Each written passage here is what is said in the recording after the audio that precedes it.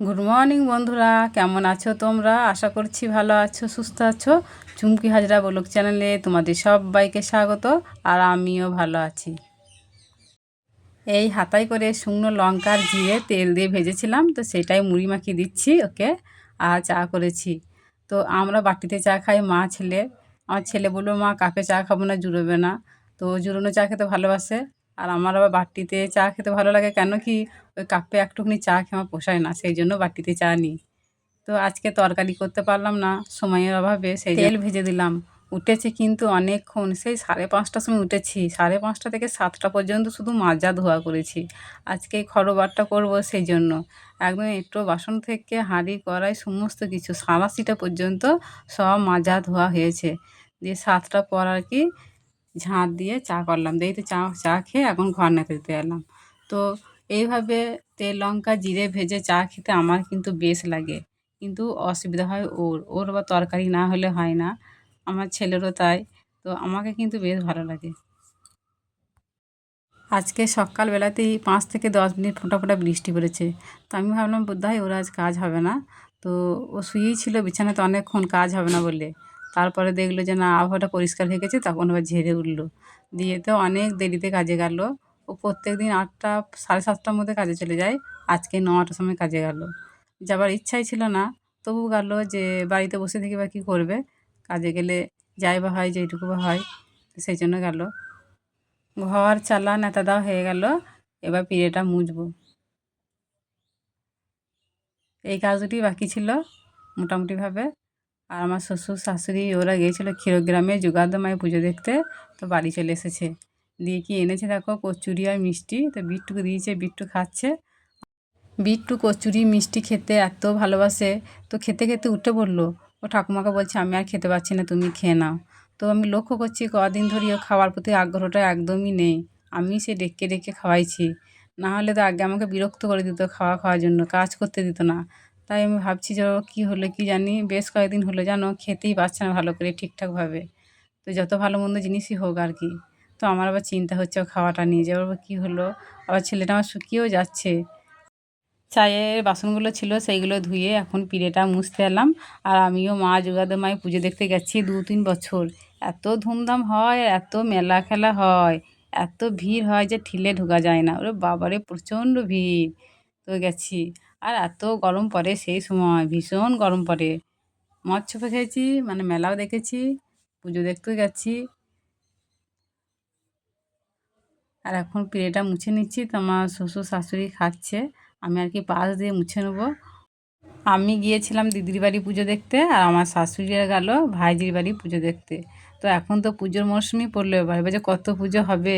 দশহরা আসছে, এবার পঞ্চমী শুরু হবে, আর এই পঞ্চমীতে কোনো না কোনো গ্রামে পুজো হবেই। তো আমার পিঁড়েটা মোছা হয়ে গেছে, আর এখন বটিটাকে বাসন মাজা সাবান দিয়ে মেজে নিচ্ছে একটু ভালো করে। কেন কি আম বনিয়েছিলাম, তো আমের আঠাগুলো লেগেছিলো, সেই জন্য একটু সাবান দিয়ে ধুয়ে নিলাম। আর ও কাজে যাওয়ার আগে স্নান করে গেছে। তো প্যান্ট গেঞ্জিটা ছেড়ে দিয়ে গেছে। আবার বিট্টুর একটা প্যান্ট গেঞ্জি আছে, অল্প স্বল্পই আছে আর কি, সেইগুলোই কেচে নিচ্ছি। আর এখন পিঁড়েটাকেও ধুয়ে নিচ্ছি। রান্না বসাতে এলাম, অনেকটা বেলা হয়ে গেল, প্রায় 11টা বাজতে চললো। তো কী রান্না করবো এখন নিজেই জানি না। কী রান্না হয় দেখি, কিছু ব্যবস্থাই নাই। এখন আপাতত ভাতটা বসাই, তো তারপর দেখছি কী হয়। ভাত বসিয়ে দিয়েছি, আর এখন লালতে শাক বাচ্ছি।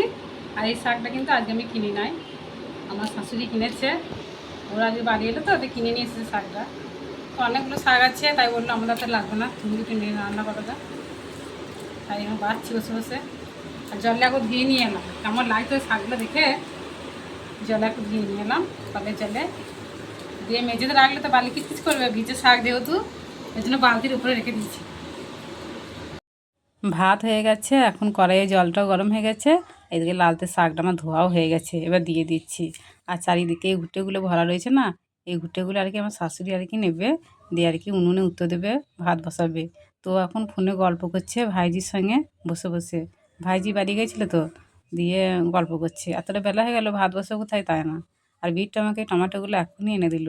তো আমি এখন দুটো টমেটো বেছে নিচ্ছি, দিয়ে আর কি ধুয়ে পোস্ত তরকারিতে দেবো।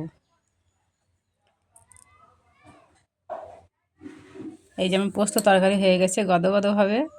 আর লাল লাল পাড়া হয়েছে কেন জানো? ওই টমেটো দিয়েছি বলে। মানে এতটা লাল হয়েছে, ভেবো না যে ঝাল দিয়েছি প্রচুর। শুকনো লঙ্কা বেটে দিয়েছি, ঝাল হয়নি, ঠিকই আছে, মিডিয়ামে আছে। আর রান্না হওয়া মাত্রই আমি বিট্টুকে ভাত দিয়ে দিলাম, কেন কি বিট্টু সেই সকালে কচুরি মিষ্টি খেয়েছিল আর মুড়ি খায়নি, সেই জন্য ওকে ভাত দিয়ে দিয়েছিলাম। স্নান করে প্যান্ট ছেড়ে রেখে দেওয়া অভ্যাস, ওদের বাবা আর ছেলে, আর আমাকে সেই কাচতে হবে। তারপর ছেড়ে রেখে দিয়েছে, এখন আমি কেচে নিচ্ছি। আর কলে জলটা এসেছে। বিকেলবেলাতে আমি সব গুছাতে যাচ্ছি, তখন দেখছি যে ও মুড়ি খায়নি। ওকে মুড়িগুলো দিয়েছিলাম এই টিফিন বক্সে, খায়নি কেউ। তরকারি ছিল না, আমি বলেছিলাম বাজার থেকে 2টো মুন্ডা কিনে খেও, তো খায়নি কেউ। ছাতু খেয়ে নিয়েছে। ও প্রায় দিনই মুড়ি খায় না। তরকারি মুড়ি দিলেও না খায় না, সে লাবুরি করে নিয়ে বাড়ি আসে, বলি না। বিকেলবেলায় কাজ সমস্ত হয়ে গেছে, এখন একটু দুয়ারে দাঁড়িয়ে আছি। আর মেঘ করছে, এমনি ঝড় বৃষ্টি হতে পারে রাত্রেবেলায়। কারেন্ট থাকবে না, তাই ফোনটা একটু চার্জ দিয়ে গায়ে। সন্ধ্যে থেকে ভালোই ঝড় বৃষ্টি হলো, দিয়ে বৃষ্টিটা একটু থামলো, দিয়ে ও গিয়ে সেন্টার থেকে দুধ নিয়ে এলো, আর এখন আমি গরম করে নিয়েছি। দুধ গরম করা হয়ে গেছে, আর এখন সবার জন্য ভাত বেড়ে নিয়েছি। আর ও বেলাকা পোস্ত তরকারি ছিল, সে একটু করে নিলাম। ভাতে আলু আছে, আলু আর সানবো না, এই পোস্ত তরকারি আর দুধ দিয়ে ভাত খেয়ে নেবো। আমার ছেলেটা আবার দুধ দিয়ে ভাত খেতে পছন্দ করে না। তো আজকের ভিডিওটা এই পর্যন্তই, দেখা হচ্ছে আগামী পর্বে। সবাই সুস্থ থাকো, ভালো থাকো, গুড নাইট।